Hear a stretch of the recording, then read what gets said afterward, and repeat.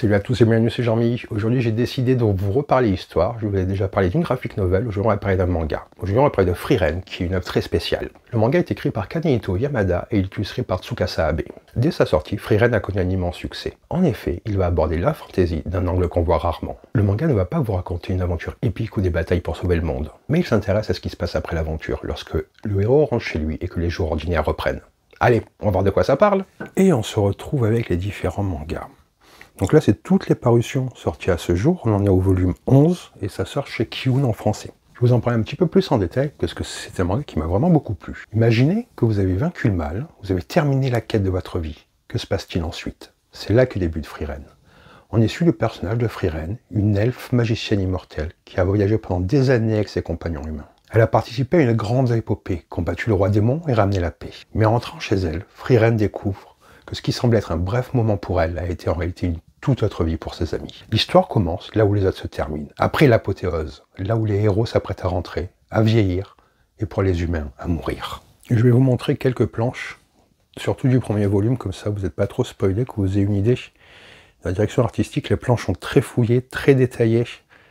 Le noir et blanc rend parfaitement justice à cette œuvre, vous voyez. Il y a un côté très contemplatif. Par moments, je pourrais dire que c'est aussi beau et triste qu'un Miyazaki. Ce genre de plan. Mais qu'est-ce qui rend Frieren unique dans le monde de la fantasy et pourquoi cette histoire touche autant de lecteurs? Je vais essayer d'un petit peu plus vous en parler. Il y a un cadre narratif post-aventure, c'est une histoire qui commence après la fin. Ce qui frappe dès le départ avec Frieren, c'est son cadre narratif.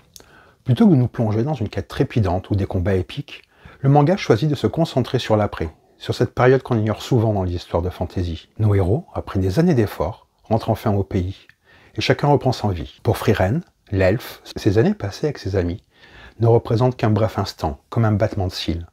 Mais pour ses compagnons humains, ce temps est précieux, irremplaçable, et a représenté toute une tranche de leur vie. Ce choix de montrer de l'après, là où d'autres œuvres s'arrêtent, donne un ton contemplatif et mélancolique au manga. Il nous fait comprendre que la vraie richesse de l'aventure n'est peut-être pas dans la victoire contre le mal, mais dans les liens humains qui se sont tissés au cours du voyage. Et cette idée, ce sentiment, que les relations humaines sont éphémères, mais précieuses, est au cœur de l'histoire de Frieren. Je vais peut-être prendre le volume 2 pour encore vous montrer des choses, on va essayer de ne pas aller trop loin à chaque fois, que tout de même, vous ayez quelques surprises. Vous voyez, c'est vraiment, je trouve ça magnifiquement dessiné. Et le scénario, bien entendu, n'est pas en reste. Ce n'est pas juste une œuvre magnifique graphiquement. Et les allers-retours, les flashbacks sont aussi très intéressants. Beaucoup.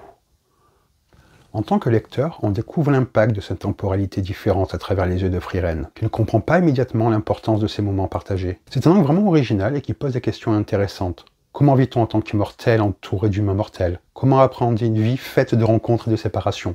C'est ici que tout le manga va commencer à développer ses réflexions, en parlant de thèmes majeurs comme la mort, la mémoire ainsi que la mortalité. Parmi les thèmes centraux de Frieren, le passage du temps est omniprésent. En tant qu'elfe, Frieren a une longévité qui dépasse celle des humains de plusieurs siècles, voire davantage. Pour elle, les années passent comme des jours, et cela la rend, au départ, un peu indifférente aux événements et aux gens qui l'entourent. Mais la disparition progressive de ses amis humains va commencer à changer sa perception. Ce thème du temps est abordé de manière assez unique dans Frieren. La mort des compagnons de Frieren, bien qu'inévitable pour les humains, semble pourtant être un choc pour elle. Elle réalise qu'elle ne reverra jamais ces personnes et qu'elle n'a peut-être jamais pris le temps de les comprendre. Cette prise de conscience est un élément clé de l'histoire. Elle l'incite à entreprendre un voyage. Non pas pour une quête épique, mais pour comprendre et honorer le souvenir de ses amis disparus. En nous confrontant à cette réflexion sur la mortalité, le manga nous pousse, en tant que lecteur, à repenser nos propres vies, à donner de la valeur aux moments et aux relations. On ressent cette mélancolie, ce regret à travers les yeux de Frieren tout au long du manga. C'est là qu'il touche une corde universelle, cette question de l'importance de chaque moment et de la trace laissée par les gens qu'on le rencontre. La beauté du style artistique et la narration visuelle est assez unique. C'est un autre des aspects essentiels de Frieren, son style artistique, qui joue un rôle énorme dans l'ambiance de l'histoire. Tsukasa Abe utilise des paysages magnifiques et des décors immersifs pour créer une atmosphère contemplative. Les scènes sont souvent silencieuses, laissant le lecteur savourer chaque image, chaque détail.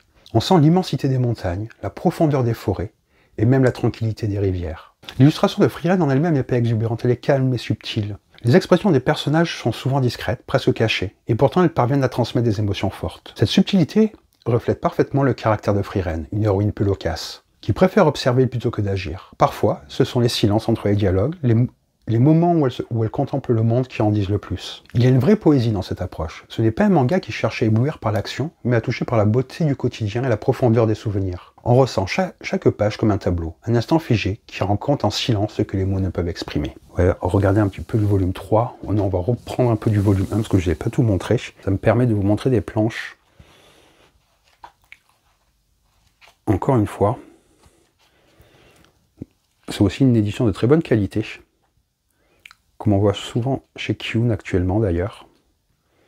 Un éditeur que j'aime beaucoup, qui sort beaucoup de mangas avec des thèmes assez originaux et qui prend des risques avec certaines œuvres également. Les personnages et leur développement dans Frieren sont aussi importants. À travers ce voyage post-aventure, Frieren n'est pas seule. Elle rencontre et se lie d'amitié avec d'autres personnages qu'elle aide, chacun à leur manière, à redécouvrir une part d'humanité. Parmi eux, il y a Fern, une jeune apprentie humaine, et Isen, un ancien compagnon. Chacun apporte un contraste avec Frieren. Par exemple, la relation entre Frieren et Fern est particulièrement touchante. Frieren, qui a passé des siècles sans se préoccuper des émotions humaines, doit désormais assumer un rôle de mentor et de guide pour une apprentie. Fern, en tant qu'humaine, perçoit le temps d'une façon totalement opposée, ce qui va pousser Frieren à reconsidérer la valeur des instants partagés. Cette dynamique permet au lecteur de voir et d'évoluer Frieren. Au départ froide et distante, elle commence peu à peu à s'ouvrir et à montrer plus d'humanité. On assiste à une transformation lente mais significative. Frieren passe de simple spectatrice à actrice de sa propre vie. En observant la vie des humains, elle apprend à voir le monde avec un œil nouveau. Alors, pourquoi devriez-vous lire Frieren? Parce que c'est bien plus qu'une histoire de fantaisie. C'est un voyage introspectif, un manga qui aborde des thèmes universels comme le temps, la mémoire et la valeur des liens humains. À travers les yeux d'une héroïne immortelle, on redécouvre la fragilité de la vie humaine et l'importance de chérir chaque instant. Si vous êtes à la recherche d'une œuvre qui vous fera réfléchir, qui vous donnera envie de savourer chaque page et qui vous touchera par sa profondeur, alors Frieren est une lecture incontournable. C'est une histoire qui nous rappelle que les vrais trésors sont peut-être les souvenirs, les rencontres et les liens qu'on crée au fil du temps. Si Frieren vous intrigue, je vous encourage vraiment à plonger dans ce manga unique. J'espère que cela vous a donné envie de lire Frieren. Je ne vais pas trop faire le tour, tous les volumes, car en faisant ça, j'ai peur de vous spoiler. Là, je vous ai raconté vraiment ce que je pensais de Frieren et ce qui était intéressant comme thème abordé dans le manga. L'histoire est très riche et profonde. Il n'y a pas que ce que je vous ai dit. Là, j'ai essayé de parler des premiers volumes, on va dire, pour vous donner envie de plonger dedans. Et vous allez voir que vous ne serez pas déçus de ce voyage, même s'il peut être très contemplatif, réserve son lot de surprises. J'espère que cette vidéo vous a plu, que ça vous a donné envie de lire Frieren. Si vous l'avez lu ou autre, n'hésitez pas à me dire en commentaire ce que vous en pensez, qu'on puisse échanger dessus avec grand plaisir. Sur ce, je vous dis bonne lecture!